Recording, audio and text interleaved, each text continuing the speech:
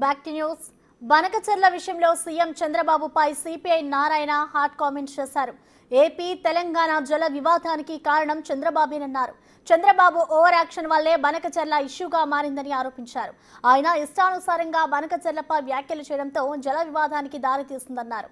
తెలంగాణతో చర్చించాక బనకచెర్లపై ముందుకు వెళ్లాలని సూచించారు.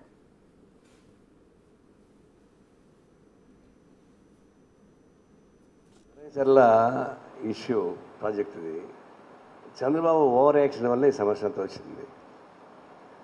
ఆయన దీని మీద సరైన క్లారిఫికేషన్ లేకుండా 80,000 కోట్ల రూపాయల ఖర్చు పెట్టి ఈ నీళ్ళు ఎంత బనకచెర్ల పోలవరం లింక్ పెట్టి మాట్లాడాడు.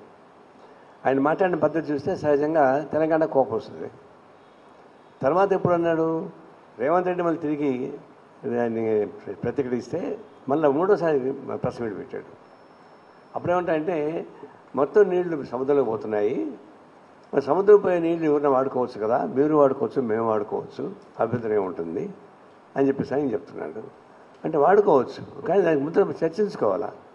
అది ఇంటర్ స్టేట్ సమస్య ఒకటి ఉంది, తెలంగాణ సమస్య ఉంది. ముందే తెలంగాణ ముఖ్యమంత్రితో మాట్లాడి, అయ్యా మీ వాటా మీరు తీసుకోండి, మా వాటా తీసుకోండి, మేము ఎంతవరకు తీసుకుంటామని చెప్పి చెప్పవచ్చు. అవేం చెప్పకుండా ఓవర్ యాక్షన్ చేశాడు. సహజంగా తెలంగాణని వ్యతిరేకించారు.